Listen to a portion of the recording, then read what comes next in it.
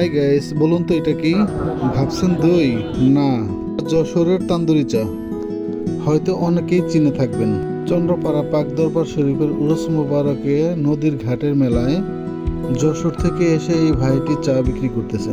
চা বানানোর কলা কৌশল দেখে আমিও কৌতূহলী হয়ে উঠলাম।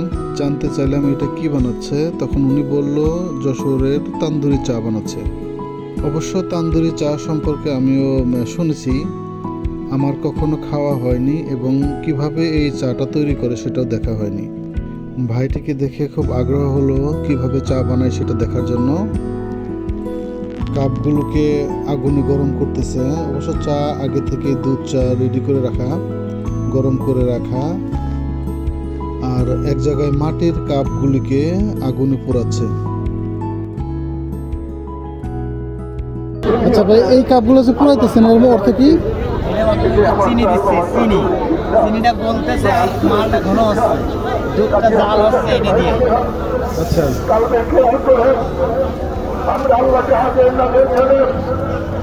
চিনি দিয়ে এখানে আগুন দিতেছেন একই কাপে নাকি কাপ আলাদা? যা বুঝলাম, কাপগুলোকে আগুন পোড়াচ্ছে। ওই পুরানো কাপের মধ্যে যখন চিনি দিচ্ছে তখন কাপের মধ্যে আগুন জ্বলে যাচ্ছে এবং চিনিটা গলে যাচ্ছে কাপের মধ্যে ছড়িয়ে। সেই কাপের মধ্যেই এই চাগুলো যখন নেয় তখন ওই চাটা মিষ্টি এবং ঘন হয়। এভাবেই যতক্ষণ পর্যন্ত কাঙ্ক্ষিত মাত্রায় মিষ্টি এবং গরম না হয় ততক্ষণ পর্যন্ত এভাবেই নাড়িয়ে চাড়িয়ে চাগুলোকে ঘন করে নিচ্ছে। দেখে তো খাওয়ার জন্য খুব কৌতূহল হলো। আমরা 3 বন্ধু ছিলাম, 3 জনের জন্য 3 কাপ চা অর্ডার দিয়ে ফেললাম। ভাইটি আমাদের জন্য সেই কাপগুলো রেডি করতেছে আর মনে মনে ভাবতেছি যে কত না মজা হবে। তান্দুরি চায়ে প্রথম খাবো, এটা দেখে আরো কৌতূহল বেড়েই যাচ্ছে।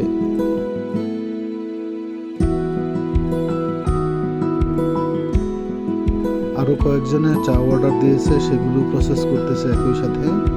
আসলে যেমনই হোক, এই প্রসেসগুলো দেখে সবারই মনে একটু কৌতূহল হয় খাওয়ার জন্য। তাই মোটামুটি চায়ের দোকানে ভিড়ও কম না।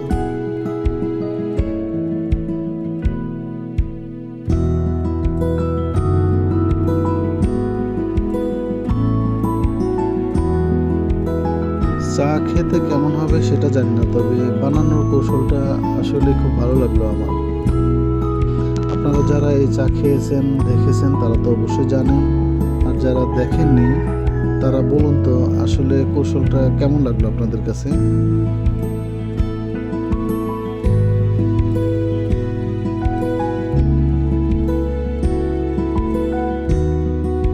আগে থেকে অন্য একটি পাত্রে চা রেডি করা, আর যে পাত্রে রেখে এভাবে হিট দিয়ে চাটাকে ঘন করা হচ্ছে সেই পাত্রের আবারও চা ঢালতেছে।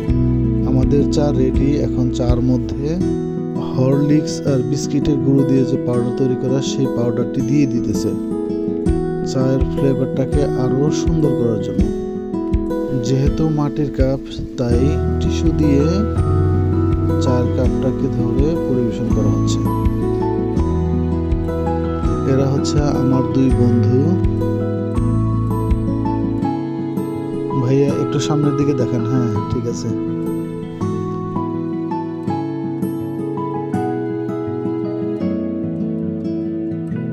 বহু প্রতীক্ষার পর এখন আমিও খাবো সেই যশোরের বিখ্যাত তান্দুরি চা। বাহ, খুব ভালো লাগলো চাটা খেতে। একটু ফ্লেভার আসতেছে হরলিক্সের, তবে যতটা আশা করেছিলাম কত না মজা হবে আসলে অতটাও মজা না। আসলেই বিভিন্ন কারিগরি করে মানুষকে আকর্ষণ করা ছাড়া আর কিছুই না। এত দাঙ্গা হাঙ্গামা করে আসলে টাকা নেওয়ারই কৌশল। 1 কাপ চায়ের দাম নিচ্ছে 50 টাকা করে।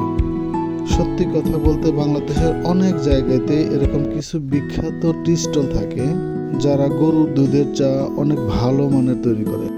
সেই গরুর দুধের চা 10 টাকা কাপ খেতে যে টেস্ট, এই চায়ের সাথে তেমন কোনো পার্থক্য নেই।